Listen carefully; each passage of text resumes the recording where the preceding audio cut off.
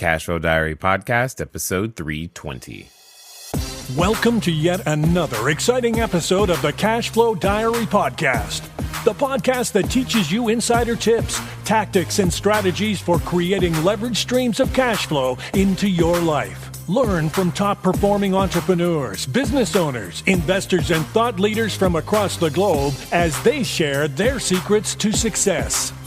Like what you learn on this and other Cashflow Diary podcast episodes? Go to learninvestingnow.com and sign up to receive powerful tips and information that will help you succeed as an entrepreneur and investor.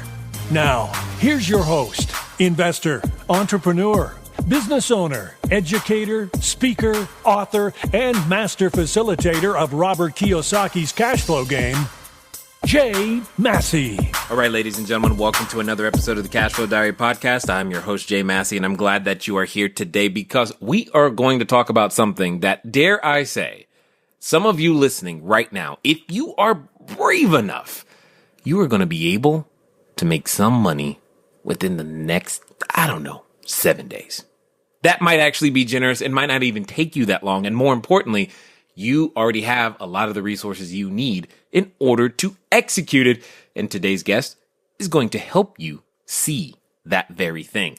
Many of you have heard of places like Uber. You've heard of sites like Airbnb. You've heard of things going around and you're like, okay, how can I participate? How does this affect real estate? And today's guest is going to help you enlighten yourself into the possibilities because she's done exactly that. Imagine having had over 1,000, that's one with 3 zeros, positive reviews, meaning at least 1,000 people have stayed in one of your properties or a property you control or with you and enjoyed it. And then getting paid for it and using it as a platform to be able to free yourself from your 9 to 5. I think you're going to learn a lot. Ladies and gentlemen, this is going to be one of those times where you're going to want to take lots of notes. So help me welcome Miss Sue Hoyuela. Sue, how you doing? Fantastic, Jay. Thanks for having me. I'm glad that you are here. So I'm going to ask you, though, a question that I tend to ask everybody the first time that they are here. Are you ready? I'm ready. Go ahead. Okay. I tend to look at today's entrepreneurs a lot like yesterday's superheroes. So, you got Batman, Robin, Wonder Woman, Black Widow. You get the idea. But I think entrepreneurs and superheroes have a ton of things in common. Chief among them, occasionally we get dressed up, and we go out and we use our special skills and abilities, observations, etc., to help other people with their problems, etc. And I also think, just like, superheroes, entrepreneurs have a beginning. For example, if you think about Spider-Man, before he was Spider-Man, he was kind of just taking photos, doing his own thing at the newspaper. So my question to you is, before the 1,000 positive reviews, before Airbnb came into existence, before you were out there in the short-term rental market, we want to know, who is Sue Hoyuela? Okay. Wow. That's really cool. I love painting the picture. I was just flashing back to my mild-mannered loan processing previous self. Your alter ego. Right. Sitting I like at it. a desk, working out of a trailer, processing loans to my heart's content back in 2008 when the real estate business was booming. Wow. Oh my goodness. Times were good. But I had glasses and I wore a suit and high heels and I was in a freezing cold air-conditioned box and working 12 to 16 hours a day, at least 6 days a week because it was my own business. So, you get to enjoy the money, but you also have to give your heart and soul to it. Yep. I can imagine. And was that your first entrepreneurial journey? Well, actually, I've been a serial entrepreneur all my life. Okay. The dream of having the time freedom and the money freedom to do what I want was always in my heart. And I've always tried other things all along the way, trying to find that right business that was just going to be the key to opening the floodgates of financial freedom. And I've struggled for at least 30 years trying to find it until along came Airbnb. What were some of the other things that you've tried in the past? Well, multi-level marketing was kind of fun. We Okay. did Primerica, Ale Williams. That's dating myself. Sorry. Wow, that's a while ago. Okay, all right. Many people Going don't way know back. they don't know the A.L. Williams days, but okay, keep going. Ooh, okay, we could just keep it at Primerica. Tried starting my own business. I had a fantastic idea for a scarf with a cell phone pocket for women who didn't want to have to carry a purse or Huh. out on the dance floor. That just didn't take off as well. Just a lot of different ideas, great ideas that were going to change the world that just never quite panned out, no matter how much effort and sweat and capital I put into them. And then Airbnb came along and was just effortless. And it was the Effortless. one. And I was so excited. I was like, everybody has to know about this. This is the key. This is the low hanging fruit. This is the way to financial freedom that you can get started even if you have a couch. So the barrier to entry is very, very low. This is true. This is true. Now, interesting. I got an interesting question, or at least I think it's interesting. Would you, having all the prior experience, would you have been able to recognize the opportunity without all the other things you had gone through previously? I'm thinking about that one. That's deep. We are the sum of our experiences. So I have to say, yes, on a level, all of the things that we learn along the way about, I guess mostly what doesn't work, eventually it helps to guide you towards the right things that do work. But to be honest, at the time when we first, heard about this mysterious website saying, oh, list a room for rent and they will come, we were like a little dubious, to say, okay, we're going to put this listing out there. Who's going to see this? Right. Who's going to want to come to the suburbs of LA? So at the time, it didn't seem like, oh, yes, this is it. But I don't know what you say, the planets aligned. I mean, the timing was perfect. Airbnb started in 2008 and we discovered it in 2011, right when it was kind of hitting that hockey stick of growth of awareness between supply and demand. And we just rode the wave to where it is today, which I think it's hitting a new hockey stick of growth. Right. But it was a good time to get started, to be one of the first adopters. Indeed, indeed. Now, for those who might not know, do us a favor and share with us what is Airbnb. Okay, yeah, it's amazing. Airbnb started in 2008, and it's a great story if you have a chance to go on the internet and Google how it began, because it was three guys and they wanted to go to a convention. I believe it was in San Francisco, and all of the hotels in town were booked solid. They couldn't find a place to stay. And one of the guys said to the other, man, right now I'm so desperate for a place, I'd sleep on an airbed on somebody's living room floor. And that's how the idea began of being able to allow people that have some extra space in their room, apartment, house, and list it on a website that somebody needing a place to stay could find and pay them and stay, similar to a hotel, but in someone's personal house. So that was how the basic concept began. Mm-hmm. In the early days, it was a little rocky. They had a little trouble getting traction until, again, another crazy idea. They decided to get to promote it with some different types of cereals that they came up with, Obama O's and something. It was during the Obama administration when he was running for office, and that was what helped kick the awareness up to the level where it caught on, and then it just took off like wildfire from there. Now, interestingly enough, okay, so that's 08. You said you discovered in 2011. So how did you discover, what led you to go, one, look for an opportunity, and then two, go, you know what, let's give this a try?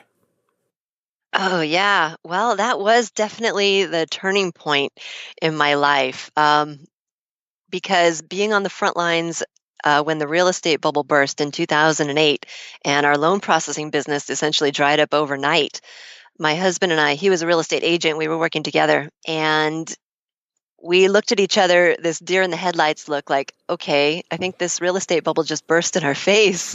What do we do? And we said, well, real estate, the market goes in cycles and boom to bust. So clearly we're at the bust.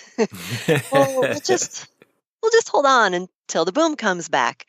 So we stayed trying to do real estate for 2 more years. And in that time, we went through all of our savings. We lost a few properties, and we went deep into credit card debt until we had to wave the white flag. And we said, no, it's not coming back soon enough. We have to go back and get real jobs. And that was the soul-sucking moment to give up our freedom and have to go back to work for a boss. So we wound up going to work in a bottle decorating factory, and I became the customer care manager. My husband was the plant manager. And one day, as fate would have it, one of our vendors came in and sat in my office, and he started telling me about a duplex that they owned in Hollywood and this hobby that his wife had of renting out half to vacationing guests. And then he says, and the money I make and the money she makes covers our whole mortgage. And that made me say, wait a minute, stop. Go back. Right. The proverbial record scratch. You're like, what? Right? And so when he says, yeah, she uses this website, it's called Airbnb. I said, well, that sounds interesting. So I went home and I told my husband that night, hey, honey, I have this idea. What if we try listing one of our rooms on this crazy website and see if anybody wants to stay in a cabin? Well, it's a shed, but we, called it the cozy cabin in our backyard in the suburbs of LA, 26 miles from where people want to be. And at the time, it didn't sound like it was going to really take off. But he says, right now we just need to find a way to make an extra $100 a month to put towards our debt because we've got to pay this off. That was our primary motivation, trying to pay off our $63,000 in debt we'd racked up and looking for a way to make an extra $100. And so we listed the cozy cabin and had our first guest within 7 days. And we had a continuous, steady flow of guests from that point on. And it amazed us. And at the end of the month, we hadn't made an extra $100. We'd made an extra $1,000 to put towards our debt. So we had gone from trying to find ways to earn an extra $100 by coupon clipping and recycling aluminum cans and selling things on Craigslist to all of a sudden this Airbnb thing just boom. Right. So that's when we started really exploring the ways you can use Airbnb and really blowing it up. Indeed. Now, before we go too deep into that, I just want to underscore a couple of things for those that were listening. Is, just because you may be in a situation in which you don't like, i.e., working in a bottle decorating factory, never even thought about that. That doesn't mean you can't have your ears open for opportunity, because clearly you did. You had your ears open for opportunity. Otherwise, you wouldn't have been able to hear exactly what was being said. I am curious though. So since, that vendor who introduced you, have you taken him out to dinner at all? Yes. I had to go running back to him and say, you changed my life. And I was hugging him and crying, and it was beautiful.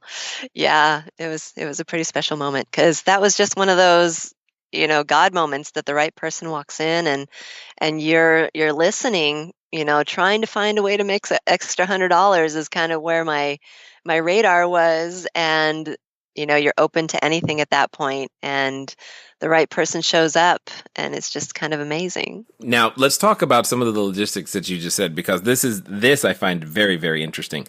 You said suburb of LA, 26 miles, and you're just trying to maybe get $100, and you've got we'll call it the cozy cabin in your backyard, and you're like, okay, maybe we can get $100 out of this. But when you realize at the end of that first month that it's $1,000, what kind of goes through your head?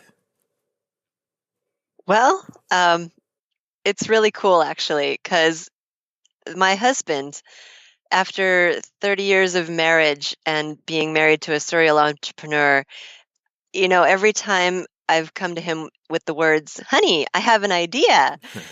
He's strong, man. He's hanging in.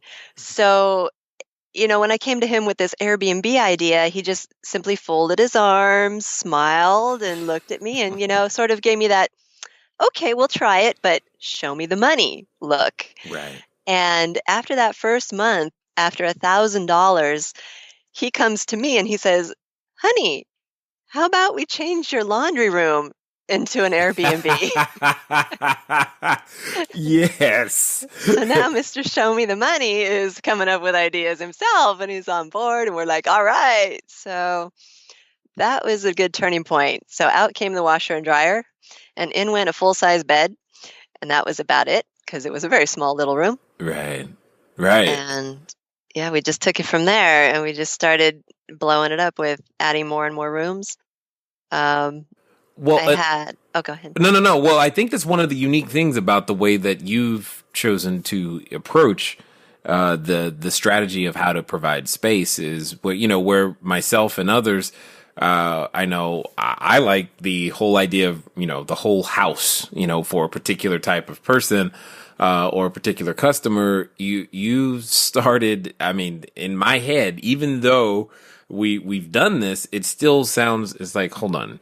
Having someone in my same living space that is still. I've got 4 kids. That feels like more than enough people in my living space already. So it's the idea of another person is just like mind blowing. But this is where you have been able to specialize and make things happen. Was there ever that conversation between you and your husband, like, you do realize we don't know this person and they're coming over tonight, right?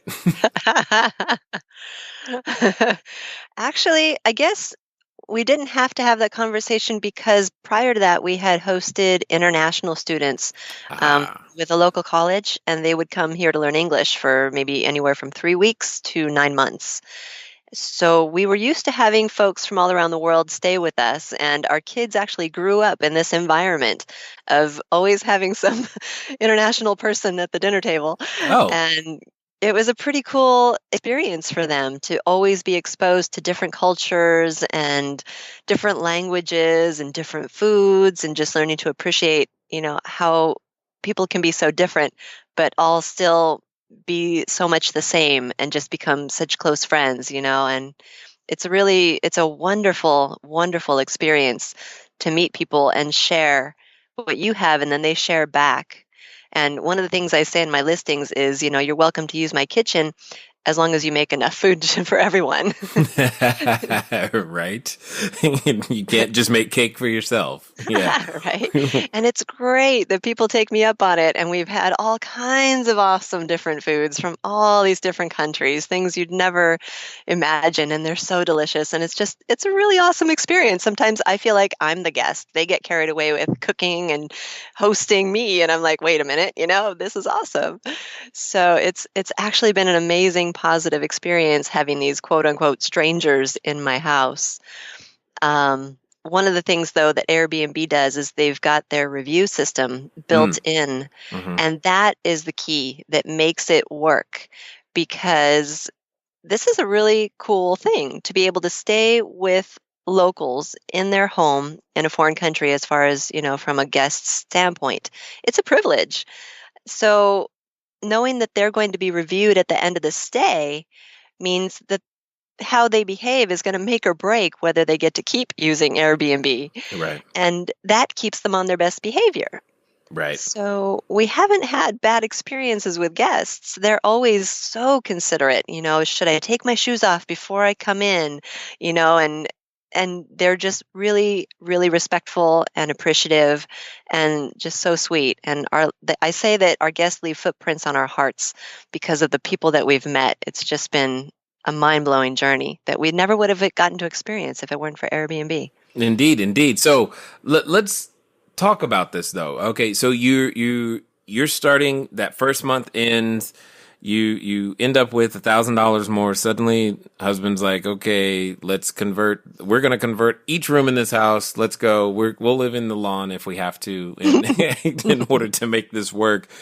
How long does it take you now to stop doing the job, or what you call it, the soul sucking employment. I was like, wow, that's descriptive. So how long does it take to leave that behind and move on? What does that growth or expansion process look like for you?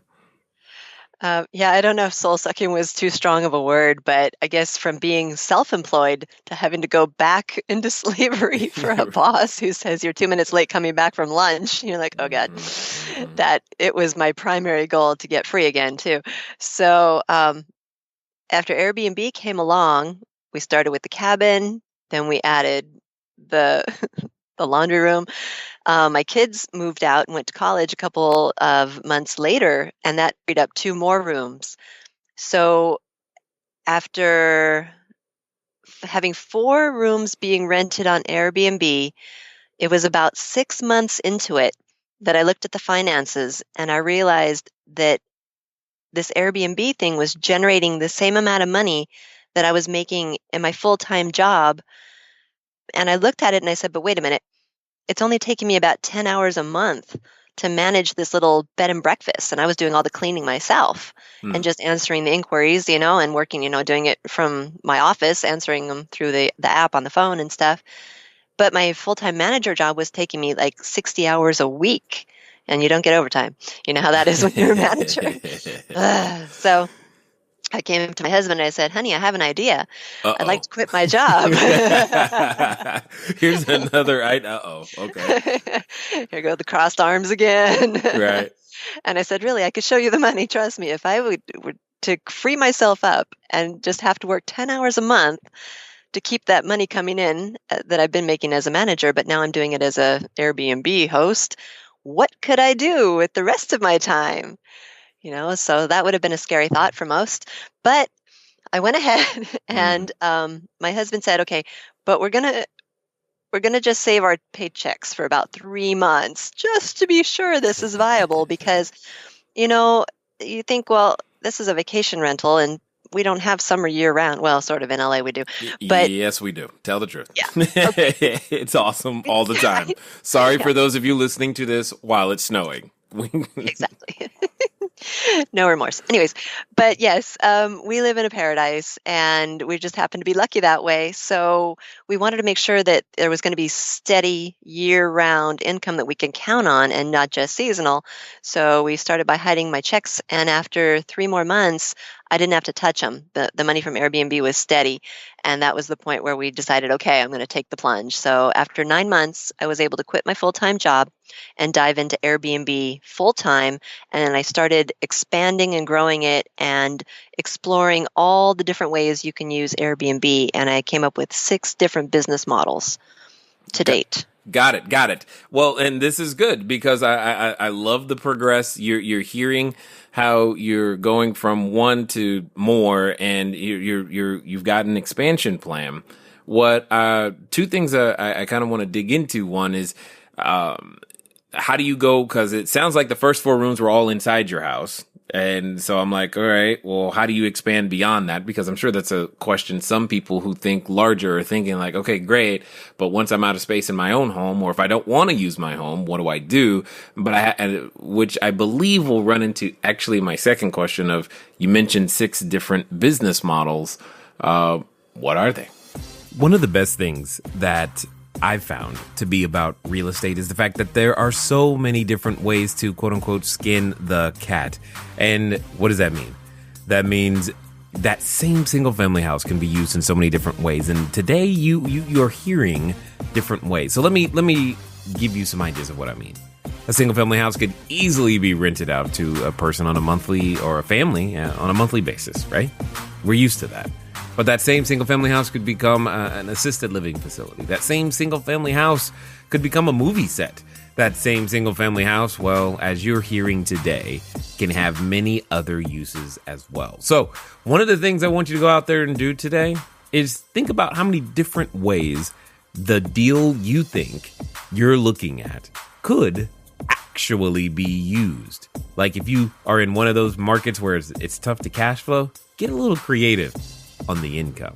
And if you want some more ideas on how to get creative on that income, go over to cashflowdiary.com/free book. Again, cashflowdiary.com/free book.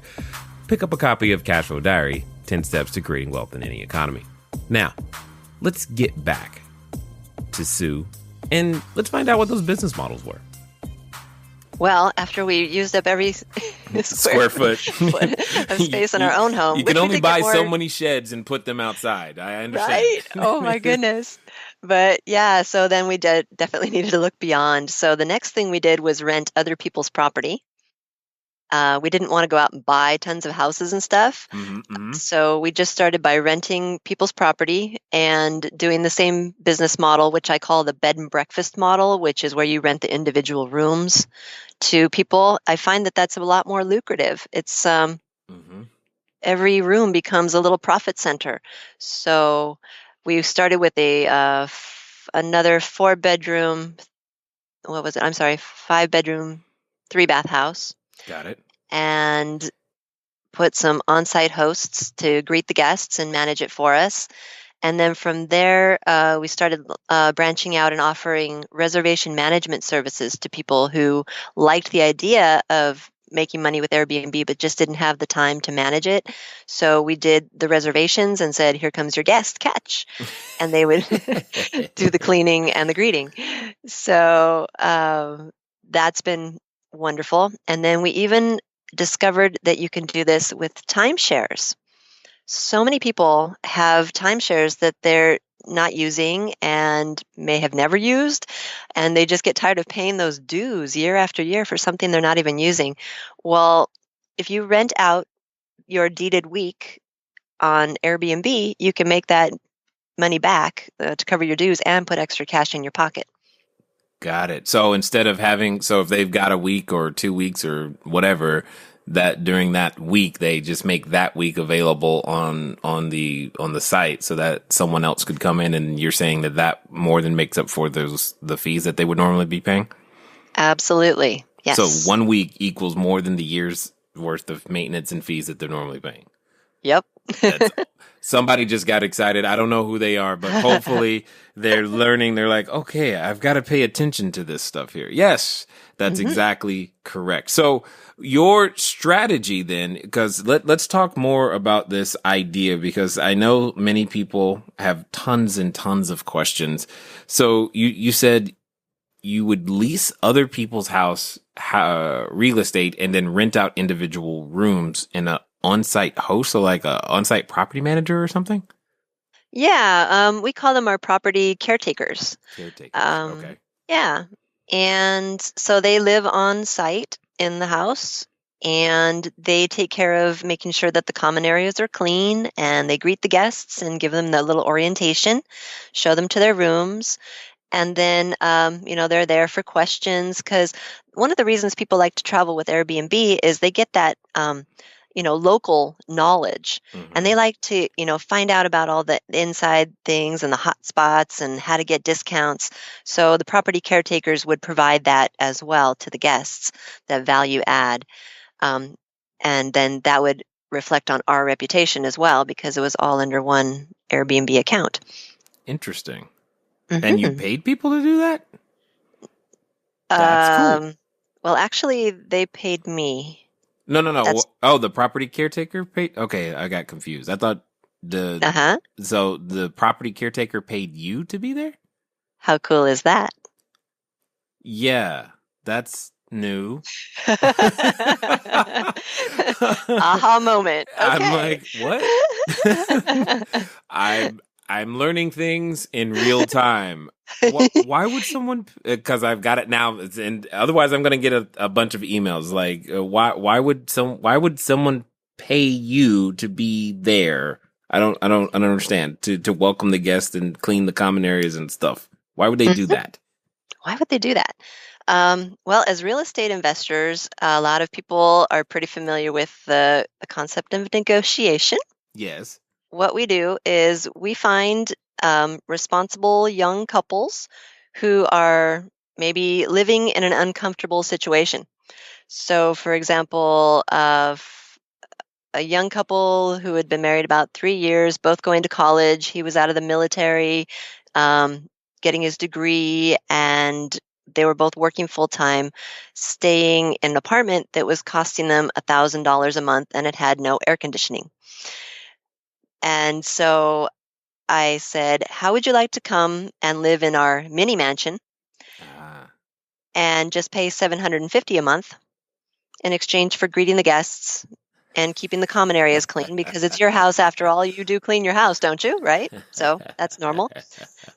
And then as you're living in the house, paying a reduced rent, you would have the opportunity to reduce your rent even further if you chose to take on the duties of cleaning the rooms in between guests and collecting that income rather than us paying some cleaners.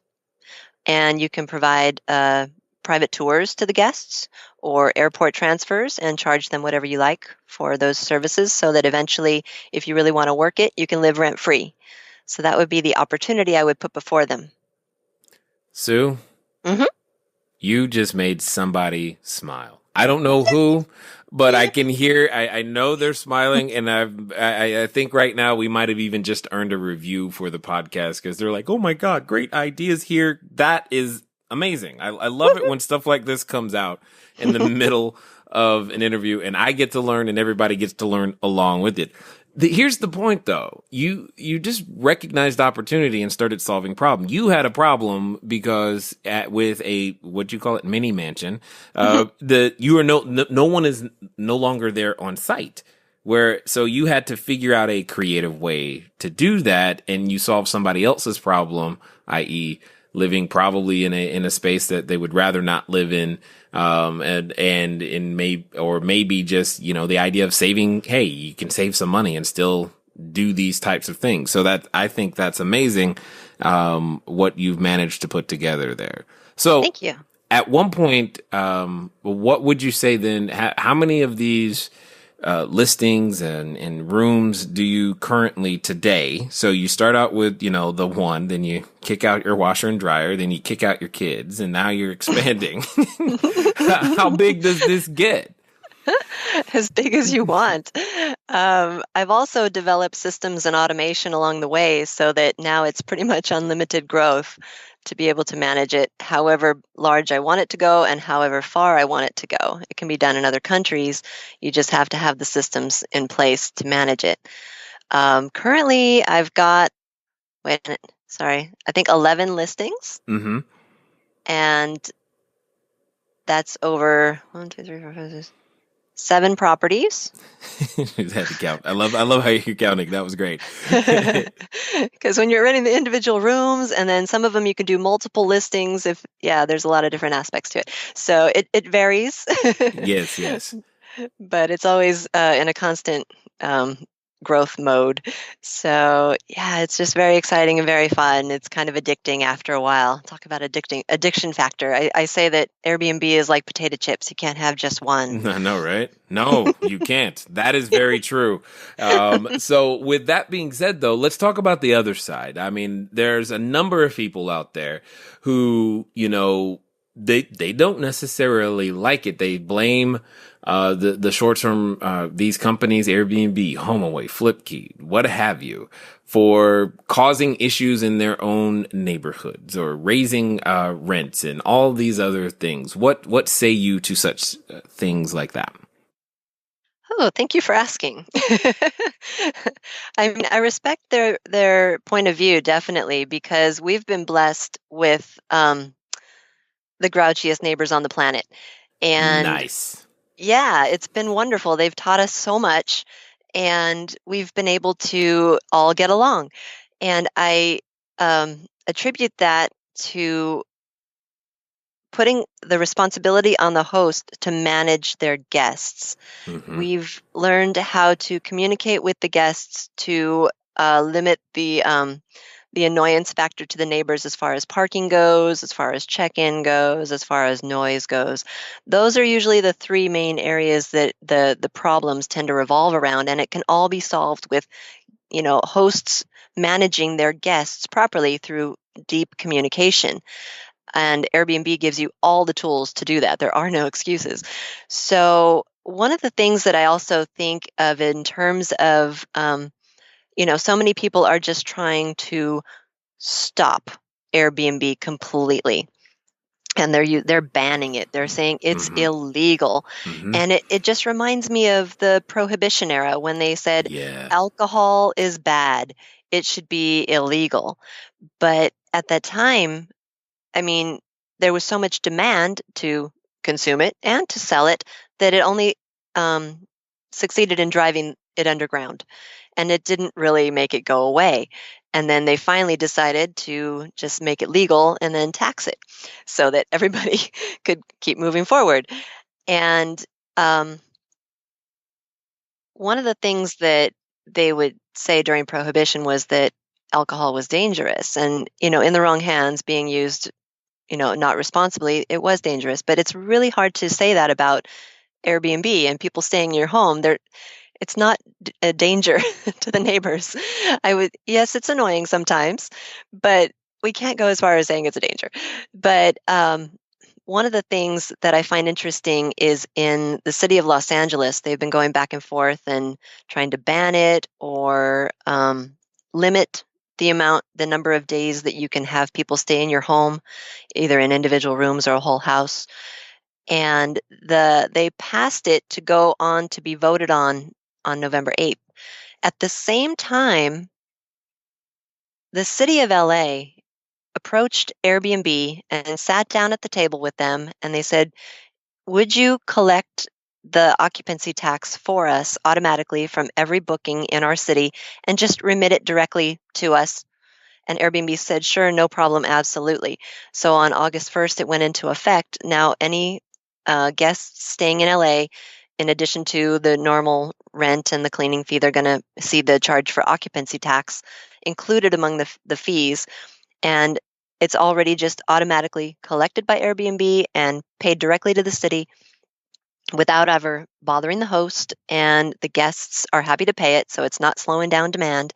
And now the city is seeing, an income, a bump in their revenue of maybe $5 million because of this. So now the city has a vested interest in Airbnb continuing, and it's a win-win situation for everybody. And I would just be on my soapbox promoting it to hosts to be better managers of your guests and more respectful of your neighbors.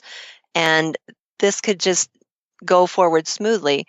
And they just came out with an article too about it's not really a threat to hotels in any way, which I kind of knew all along because so many people have no interest in staying someone else's house. They're like, give me a hotel any day, So I just see this as kind of like the Wild West right now, and we're working it out and we're moving forward.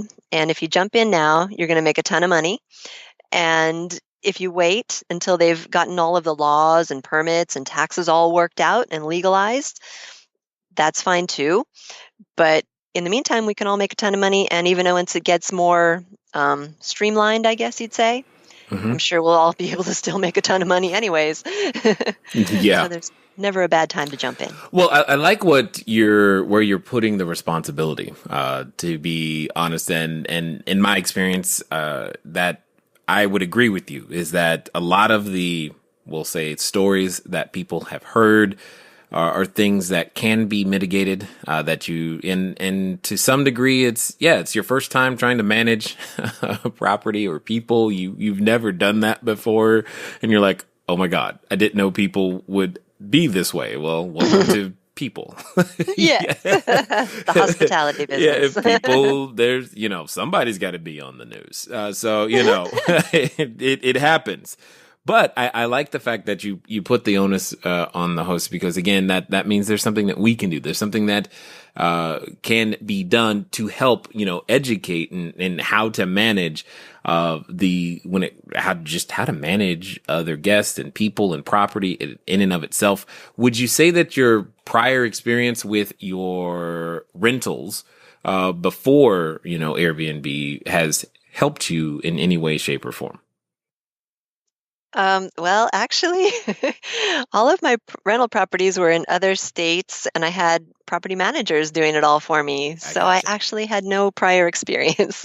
Good. Well, that's kind of what I'm trying to understand is because some people might go, well, I don't know how they could be afraid of what you just said, managing and communicating to guests and people that are paying. They've not done it before. And they're like, that could be the very thing that's stopping them from moving forward. But what you're saying is that there shouldn't be a reason to let that stop you. But I'm assuming there's still a learning curve. Yes. Yes. There is a lot to learn, and that's where 5 years of experience have gotten me to the point of writing a book and creating an online course to help people to navigate all of that. And Airbnb is a very robust booking engine. They have provided so many tools to help hosts and guests communicate and make the whole process smooth just from beginning to end. But it's become such a powerful tool over the years because Airbnb is now worth something like $30 billion, and they're constantly improving and putting more and more into it, listening to the people, giving them the tools they need to be successful, that it's become kind of a monster of a program to learn to operate. And but once you understand how to use all of the tools that they give you, it makes it very easy to avoid all of those, headaches being on the news and to just make it all flow very smoothly. Indeed, indeed. So with that being said, I know that there's a number of people, we've probably piqued a number of people in their interest in this whole idea of a different way of using even their own rental properties or apartment buildings. And you hear these stories of people converting buses and all kinds of stuff into places to stay. For those that would want to find out more that you do have to offer and more that you have to teach and learn, what's going to be their best next step in order to get in contact with you and or just learn more? Well, I would invite them to go to my website and get a copy of my free ebook. The website is called doubleyourrentalincome.com. And the ebook is called The Secret to Making a Six-Figure Income with Airbnb. And that would be a great way to get started. Okay, so by default, then you're saying a six-figure income is actually possible. It's not just a $100 here or $1,000 a month. Oh my goodness, it is so possible. That was the mind-blowing realization that my husband and I had when we looked at the money that was coming in from this. We were just amazed. I mean, when we first started out, we thought, well, if we rent a room in our house, what can we get? And, we're in the suburbs. It was like, $500 a month maybe. Mm-hmm. But when we started renting by the night for, what was it, $50 a night, mm-hmm, mm-hmm. which... that's dirt cheap, right? Because we're not where people want to be. And no. $50 for a hotel is ridiculous. So all we had to do was charge $50 a night, and we were making $1,500 on the same room. So it tripled our rental income. And when we started applying the vacation rental model to other properties and whole houses and everything, we found that formula to stay true and consistent, that we continually got triple the income that we were earning before. And so I just kind of wanted to say, the name of my website is Double Your Rental Income, because I like to underpromise and overdeliver. Nice. I like it. I like it a lot. And that's been very, very true. So as we wind down here, I have a final question for you, if you will. There's a number of people who have been considering real estate. They've been thinking about it for a long time. Or we'll just say that they're standing in front of the superhero outfit store and wondering, should I, shouldn't I? They're thinking, what kind of cape do I want to wear? What kind of superhero do I want to be? And yet, Sue, as they go out there, they hear your story. They've heard mine. They've heard all the entrepreneurs that we've had on before. And for whatever reason, they still have that voice in the back of their head. And I know you know that voice because you've done battle with that voice. It's that voice that comes up anytime we are trying to become bigger, better, badder, more than our present place. That voice that reminds us of who we're not sometimes. And for some people, they're even related to that voice. So let's pretend for a second that the person listening is actually going to follow through on the advice that you are about to give. And they're going to do so within the next 24 to 48 hours. What would you suggest they do? Wow, that's a powerful question. I love it. Um, well, as I was picturing them standing in front of the store looking for their superhero outfit, I wanted them to envision themselves taking off their landlord cape because for some, when they've gotten into real estate, that was not it didn't it didn't deliver what they expected. Maybe they had too many problems with tenants, maybe there were just too many repairs to make, I don't know what. It didn't pan out the way they expected. And they've gotten frustrated with trying to make real estate work for them, or the market's just not right, there aren't any opportunities anymore, or they've been trying to flip property and you just can't get the return on investment that you used to. But with Airbnb, the opportunities are all around you. So if you start to look through your Airbnb filtered sunglasses, you can see these opportunities now in a different way, things that wouldn't make sense for other strategies. And I would say go to the store, get your short-term rental automation master cape and put that on, and get your Airbnb filtered sunglasses and put those on and start looking for opportunity, because I believe that you can create your world the way you want it to be. And for everybody, that's different. But just to share my perspective, I guess, when somebody said, "Oh, you can create your world the way you want it to be," and I laughed and I said, "Okay, I want to get paid to go to the beach." And so, I find myself at the beach now accepting reservations on my cell phone and going, "Hey, check that out." So under my cape is a bathing suit and a pario, because that's the world I've created, that once living in this vacation rental Airbnb world, it I'm literally living like I'm on vacation every day. And I mean, not just in LA, because we have beautiful beaches and summer year round, but we just got back from Cancun and I went to Hawaii this summer. So it's created the lifestyle that I've always wanted. And I believe it can do that for other people too. So I just challenge them to put on that short-term rental automation master cape, get their Airbnb filtered sunglasses, and create their world they want the way they want it to be, with real estate and this higher and better use using Airbnb. Excellent. Well said. And I definitely appreciate your perspective on houses, whether that's the whole house, the small house, the prior landlords. You're giving a lot for a number of people to consider. And I think they will. I think we got their attention, and we'll see soon. But I definitely appreciate you taking the time to invest your knowledge, your experience, and expertise here with us at the Cashflow Diary. My pleasure. Thank you so much. I hope that it's changing people's lives right here and now. All right, ladies and gentlemen, you know what time it is. It's time for you to move at the speed of instruction. What does that mean today? Well, I think you should go to doubleyourrentalincome.com. Why? Because you know, like I know, that the job you have is a job you don't want to have for most of you. And yet you heard something today that was possibly different, possibly hopeful. And you're like, man, can I really? Well, one of the best next steps for you to do is to take some measurable action towards it. Get the book, but don't just get the book, read the book. And don't just read the book, do what it says. Because once you follow that process, you begin to see new things come into your life. Ladies and gentlemen, it's been fun talking to you today. I definitely look forward to talking to you soon. Until next time.